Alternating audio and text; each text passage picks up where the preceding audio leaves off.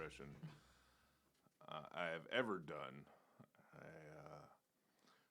Look, welcome to Trash Conspiracies. This is the show where I give you the results of the rabbit hole I dove into. Um, this week, I bring you a very special, very special conspiracy. It's kind of close to my heart because I've always loved this franchise, but like I haven't been to one in 15 years. The conspiracy is the conspiracy is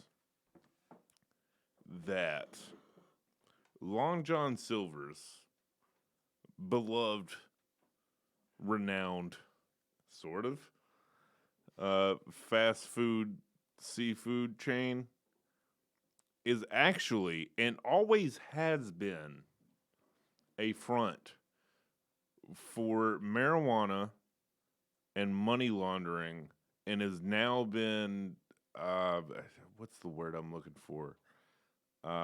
Acquired by the government. I'm gonna go through this. It all started in 1969, the summer of love in Kentucky.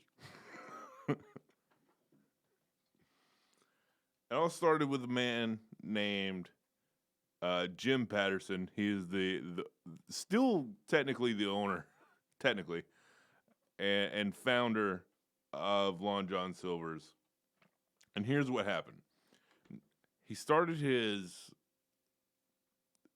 fast food franchise. He had it running for a couple of years. It was doing okay.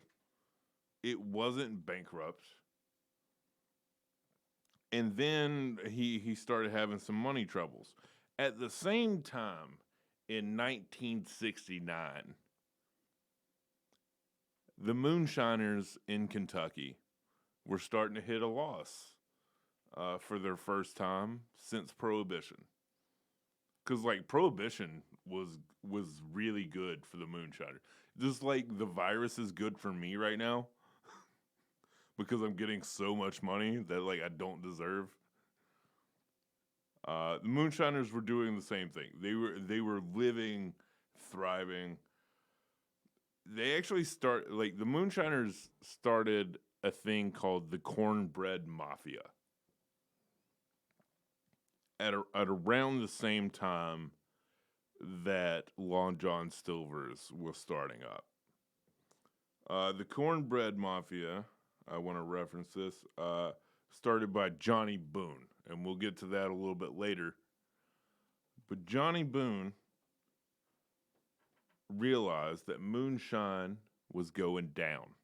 It was not as profitable as it was originally, and they started moving into marijuana. I mean, obviously at this point, if they had invested stock in marijuana, that would have been much better than production. I feel like everybody who's doing marijuana production right now is just at a loss that they can record on their taxes. But no, so they moved into marijuana, and at around 1980, Long John Silver's was looking to expand. However, they didn't have actual profit. So what happened was John Boone invested something about like $5 million into the expansion of Long John Silver's. Meanwhile, they don't know that John Boone is running drugs and moonshine. They don't know that immediately. But what happens is with the expansion and the development of Long John Silver's, they couldn't sustain their money independently. So they kept getting those little feedbacks from John Boone. And look, you don't have to believe me at this point. You don't. I'm just presenting you a couple of circumstantial facts. Yeah, I'm just giving you a little bit of information. But when you think about it, have you ever been to a Long John Silver's and it was busy?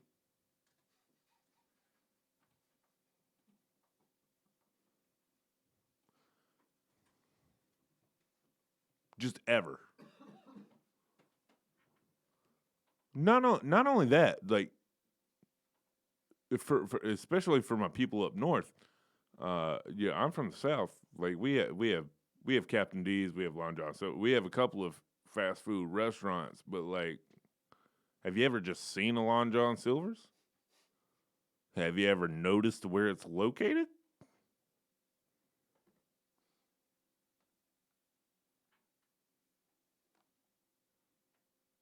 I'm just saying.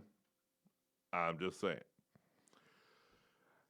Now, around 1982 is about the time the FBI got involved. The FBI got involved. They investigated John Boone because he was involved with the Kentucky Moonshiners, which you've all seen A&E. Whatever. Um, you've also John Boone was arrested by the FBI, and then at the same time in the same year, the heroin outbreak happened. Like there was the epidemic, opioids. It started with heroin, but it ended up being opioids. But Long John Silver's, around the same time that John Boone got arrested,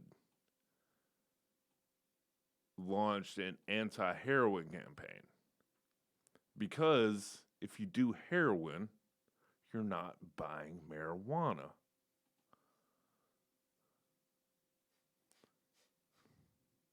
I'm just saying. I'm just saying. At this point,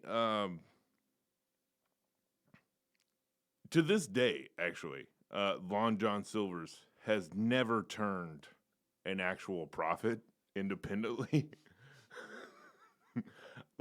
They still have, uh, like, I think they still have like 37 restaurants, if my information is correct, across 50 states. That math adds up.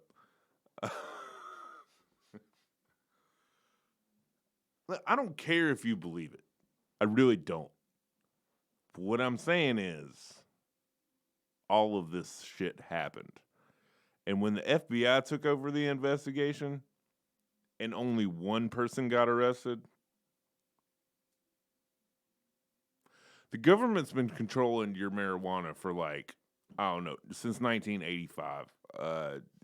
I'm glad you think you can go to a dispensary now and just, it's not government money, but it's all government money. It's always going to be government money. Trash Panda out. Get fucked.